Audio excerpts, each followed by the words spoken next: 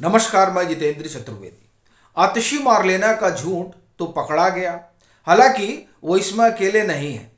आम आदमी पार्टी के अगुवा और दिल्ली के मुखिया भी उस फहरिस्त में शुमार हैं, जो पिछले कई महीनों से एक प्रोपेगेंडा चल रहा है। वो प्रोपेगेंडा दरअसल अब खुलकर सामने आ गया है और ये बात जाहिर हो गई है कि किस तरीके से प्रेस कॉन्फ्रेंस करके रोज झूठ परोसा जा रहा है और एक तरीका से आप कहें कि गुमराह किया जा रहा है लोगों को। और ये कवायद वो पार्टी कर रही है जो ये कहते हुए नहीं थकती है कि साहब हम तो ईमानदारी के पानी में नहाए धोए हैं।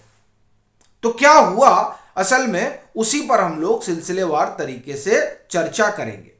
आपको ध्यान होगा कि मुझे लग रहा है ये 7 फरवरी की बात रही होगी, चूंकि हम तो 8 फरवरी पे हैं। 7 फरवरी शाम 6 बजे या 5 बजे के आसपास एक प्रेस कॉन्फ्रेंस होती है।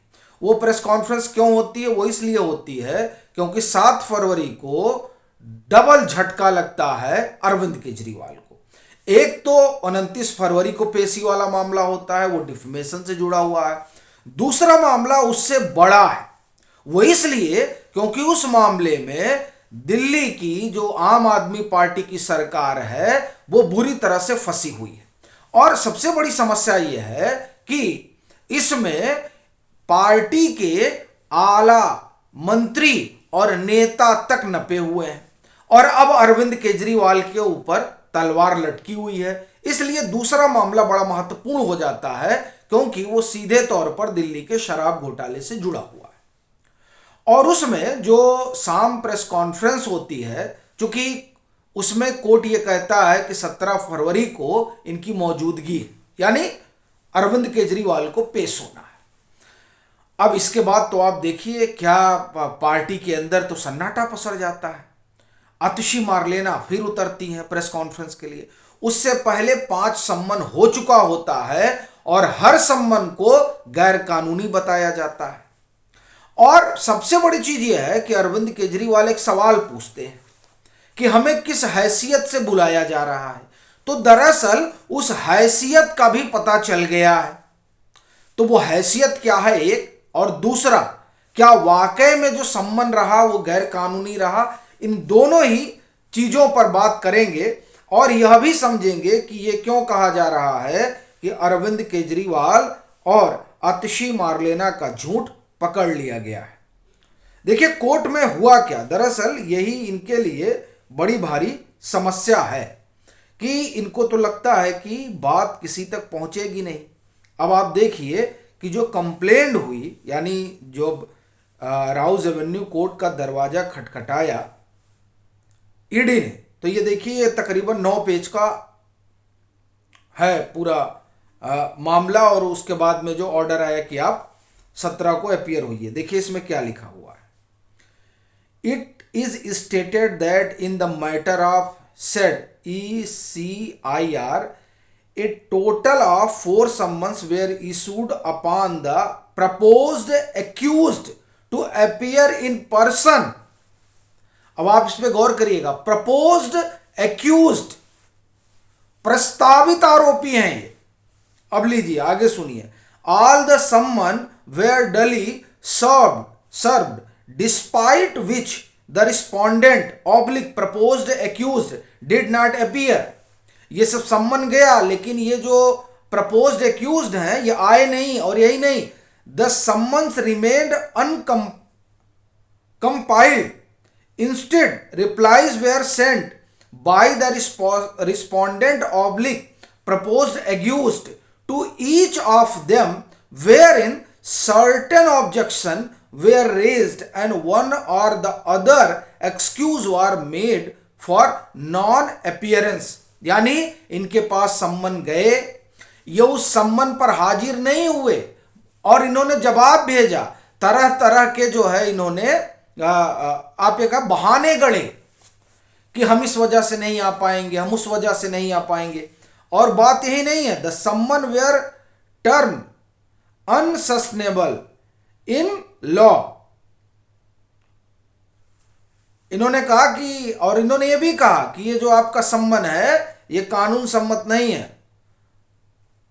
अब लीजिए, और फिर यही नहीं, respondent was being called as a witness or as a suspect, मतलब पूरा कच्चा चिट्ठा वहां खोल कर रख दिया गया कोर्ट के सामने। अब बताइए, ये कह रहे थे ना कि हमको किस हैसियत से बुलाया जा रहा है। अब देखिए हैसियत क्या है। हैसियत यह है कि आप प्रपोज्ड एक्यूज्ड हैं, और प्रपोज्ड एक्यूज्ड होने के नाते आपको हाजिर होना पड़ेगा, और ये तो कह रहे थे गैर कानूनी है। अब लीजिए, और उस पर कोर्ट क्या कह रहा है कि आप लीगली बाउंड हैं, आपको अपीयर होना पड़ेगा। और जब 7 फरवरी को आतिशी मार्लेना की प्रेस कॉन्फ्रेंस होती है तो वो बताती है कि हम कोर्ट को जाकर बताएंगे कि कैसे ये इनलीगल है, कैसे ये गैर कानूनी है। और यहां कोर्ट ने क्या कहा कि आप लीगली बाउंड हैं, एक बात। दूसरी बात, ये जो हैसियत पूछ रहे थे तो वो भी साफ हो गई है। तो इस तरह से आप देखें कि अरविंद केजरीवाल बुरी तरीके से फंस रहे हैं, और ये पहली बार नहीं है जब इस तरह का झूठ परोसा गया हो। देखिए, झूठ इसलिए कह रहा हूं क्योंकि कोर्ट में ये बात साफ हो गई है कि आप लीगली बाउंड हैं, और अगर इनलीगल था तो आपको कोर्ट चले जाना चाहिए था। भाई, हाई कोर्ट खुला है, सुप्रीम कोर्ट खुला है, एक बात। दूसरी बात आप देखिए कि इससे पहले भी कई बार इस तरह का प्रपंच गढ़ा गया है। आपको 6 तारीख का मसला याद होगा, 6 फरवरी का, जब आतिशी मार्लेना खुलासा कर रही थी। इधर वो खुलासा कर रही थी और उधर अरविंद केजरीवाल के पीए के यहां छापा पड़ रहा था। इसीलिए कहा जा रहा है कि खुलासा आतिशी मार्लेना कर रही हैं और फंस अरविंद केजरीवाल रहे हैं। और कहा गया कि नहीं नहीं, कुछ मिला ही नहीं। अब क्या मिला क्या नहीं मिला, जाहिर सी बात है ईडी तो आगे बताएगी।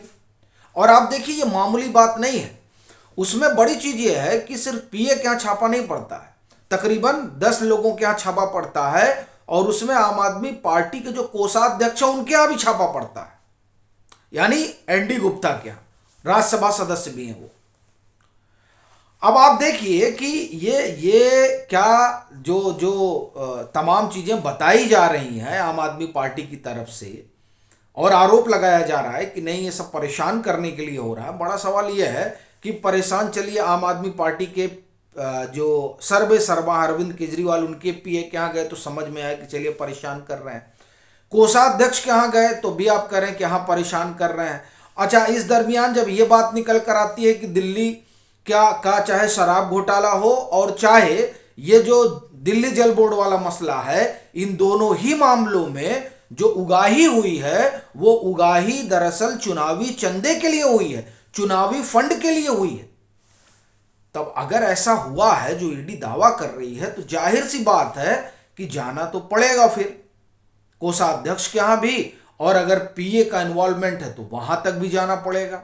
चूंकि आपको एक चीज और बताऊं, जब सौरभ भारद्वाज के पास ये जल मंत्रालय हुआ करता था तब दिल्ली जल बोर्ड उसी के अधीन आता है, तो यानी सौरभ भारद्वाज के अधीन था सब। तब विजिलेंस ने एक रिपोर्ट भेजी थी सौरभ भारद्वाज के पास और उनसे सवाल पूछा था कि उसमें एक शख्स है जो पहले दिल्ली जल बोर्ड के सलाहकार हुआ करते थे। सवाल उठाया कि ये यहां क्या करते हैं और ये क्यों दिल्ली जल बोर्ड की मीटिंगों में बैठते हैं। कहा यहां तक गया कि दरअसल ये न सिर्फ जो है यहां की मीटिंगों में बैठते हैं, बल्कि इनको जो है वो माना जाता है कि ये सीएम ऑफिस से एक तरह से आप कहें कि सब कुछ रेगुलेट होता है, यानी जो ठेका पट्टा होता है वो सब। तो ये जब विजिलेंस की चिट्ठी आई थी उसी के बाद से फेरबदल हुआ है दिल्ली जल बोर्ड वाला, मतलब जल विभाग वाला चला आया आतिशी मार्लेना के पास। और आप देखिए उस दरमियान कितने सारे मामले निकल कर आए थे। तब कोई 37,000 करोड़ का, 3700 करोड़ का, माफ करिएगा, 3700 करोड़ के घपले घोटाले का आरोप जो है दिल्ली जल बोर्ड पर मीनाक्षी लेखी ने ही लगाया था। उसके बाद 500 करोड़ रुपए का अलग आ गया, और फिर ये जो एक ईडी जांच पड़ताल कर रही है वो जो बिलों का भुगतान है वो ही है। और लेकिन ये क्या कर रहे हैं कि साहब ईडी जो है नाहक परेशान कर रही है। अब ईडी नाहक परेशान कर रही है, सम्मन गैर कानूनी है, उसके बाद में भी कोर्ट में सब जितना आप ये कहें कि पूरा बुना जाता है, भैया मैं कहूं कि जो रायता फैलाया जाता है, वो दरअसल जब बात कोर्ट पहुंचती है तो सब आईने की तरह साफ हो जाता है। इसीलिए अब चाहे अरविंद केजरीवाल हो या उनके नवरत्नों में शुमार तमाम लोग, सबका संकट जो है वो बढ़ रहा है। आपकी क्या राय है जरूर साझा करें। मतांतर से नहीं जुड़े हैं तो जुड़ें, वीडियो को लाइक करें और खूब शेयर करें।